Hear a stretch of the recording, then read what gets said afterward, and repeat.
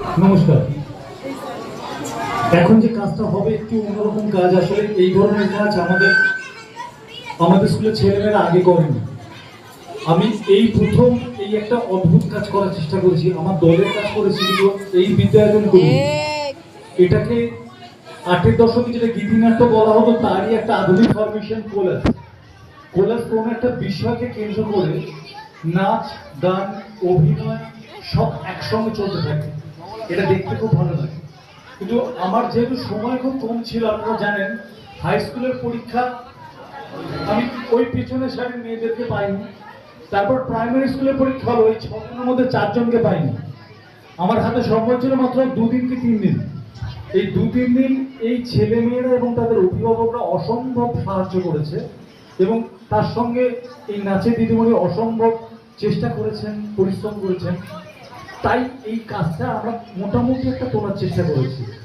যদি এটা সত্যি আপনাদের কোনো মনে হয় যে কাজটা করানো যাবে, তাহলে আগামীতে আরো ভালো রকমের কাজ করানোর চেষ্টা করব। কারণ এই কোলাস ফরমেশন একসঙ্গে 4-5টা জিনিস আমরা লাইভ দেখতে পারবেন। পরপর কাজগুলো চলতে থাকে। শুরু করছি। রবি ঠাকুরকে শ্রদ্ধা জানিয়ে আমাদের আজকের অনুষ্ঠান কিশোরের সহজ পাঠ।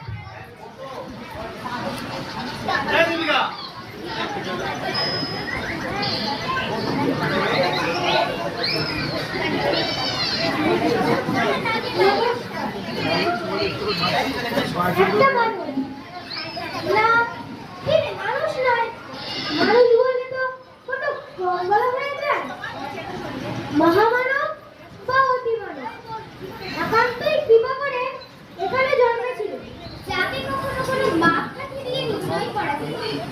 তিনি বহু ব্যবহার করা উপমার ঊর্ধ্বে। হ্যাঁ, ঠিকই ধরেছেন, তিনি বিশ্বকবি রবীন্দ্রনাথ ঠাকুর, যথার্থই পূজনীয় শ্রদ্ধার ঠাকুর।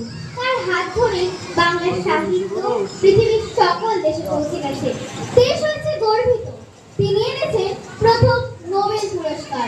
আমাদের সকলে রক্তে, অশ্রুতে, অস্থিতে, মজ্জায় মিশে আছেন। সারাদিনের সকল কর্ম ও আবেগের মধ্যেও আছেন তিনি। টলমল পা, দুধে দাঁত, আর আধুনিকতার বয়স থেকে তার হাত ধরতে হয়।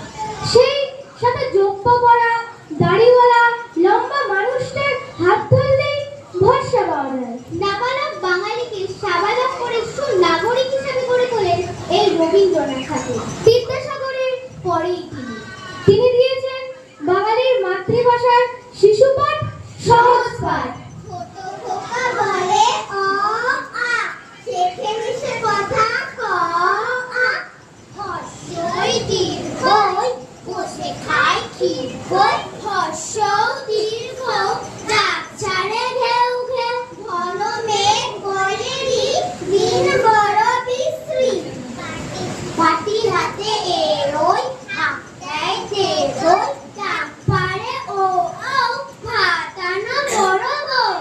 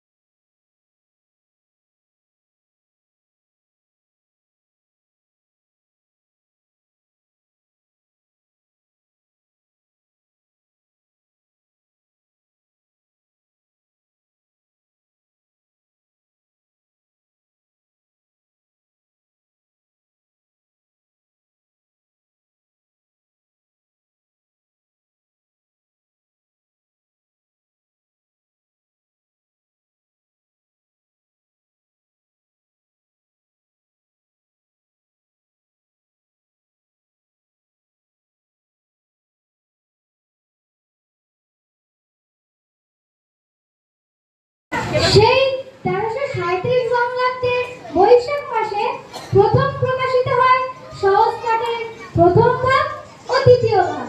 আজ এই 1432 1939 বঙ্গাব্দে এসে এই বই অপ্রতিদ্বন্দ্বী। পেছনে আছে এর মহত্ব, অভিনবত্ব ও সরলতা। বাঙালি আপন করে নেয় তার প্রিয় বইটাকে। বছর ঘুরে হাত বদলে যায়, কিন্তু একটুও পুরনো হয় না। সহজ পাঠের প্রথম ভাগ 53 পাতার ও দ্বিতীয় ভাগ 60 পাতার। আছে কালো কালি দিয়ে নন্দলাল বসুর অতুলনীয় আকারদানি। বর্তমান প্রযুক্তিতে মাখা গ্রাফিক্স তো সেখানে হার স্বীকার করে না। প্রত্যেকটা ছবি দেখে সবাই মুগ্ধ হয়ে যায়। সহজ পাঠের ছবি দেখেই তো আমরা আঁকতে শুরু করি।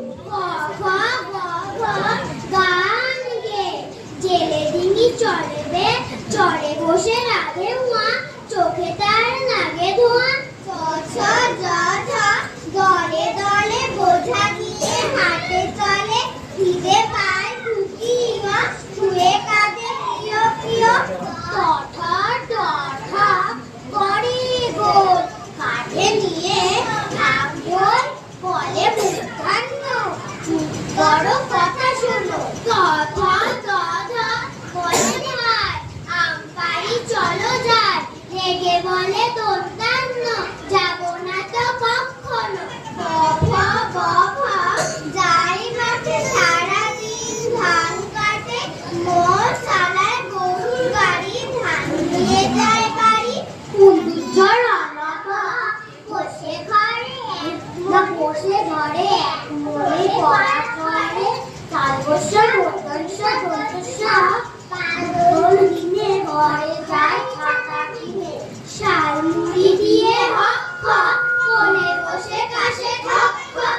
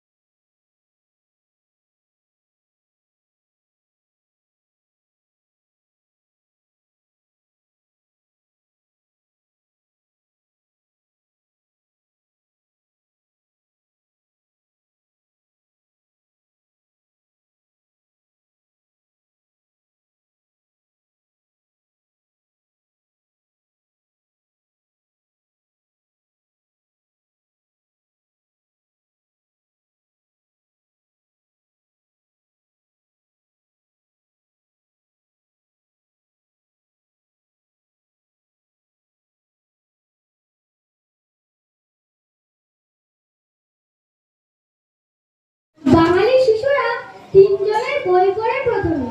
মদন মোহন তর্কালঙ্কার, ঈশ্বরচন্দ্র বন্দ্যোপাধ্যায় ও রবীন্দ্রনাথ ঠাকুর। কিন্তু সহজ পাঠ লেখা হয়েছিল শান্তিনিকেতনের আশ্রমিক বালক বালিকাদের জন্য। ছোটবেলা থেকেই প্রকৃতির সঙ্গে বন্ধুত্ব করতে চেয়েছিলেন এই সহজ পাঠের মাধ্যমে।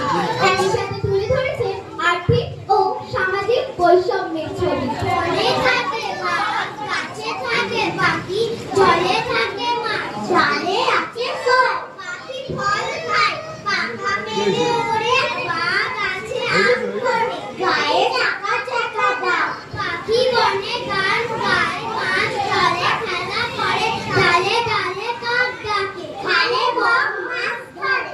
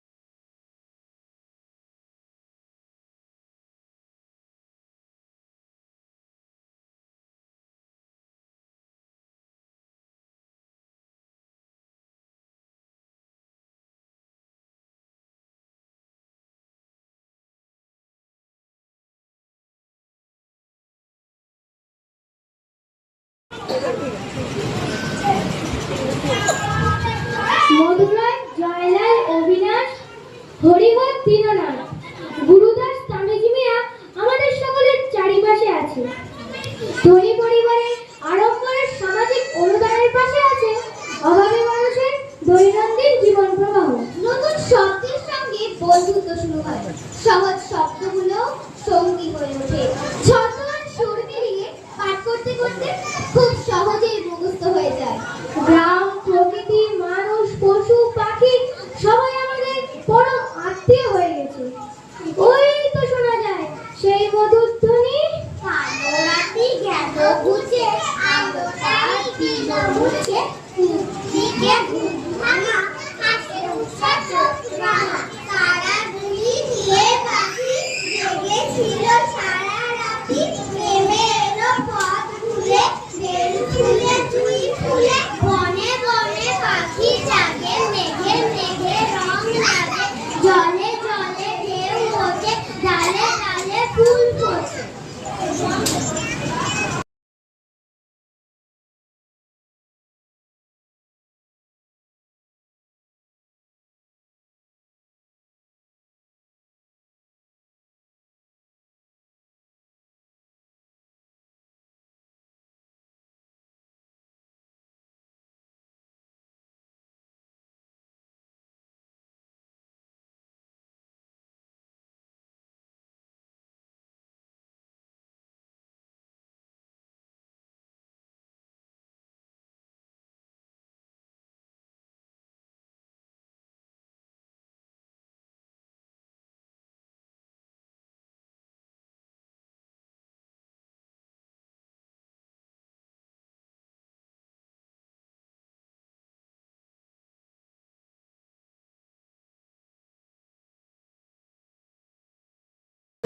এই সঙ্গে শেষ হলো রবি ঠাকুরকে শ্রদ্ধা জানিয়ে আমাদের কোলের কিশোরের সহজ পাঠ।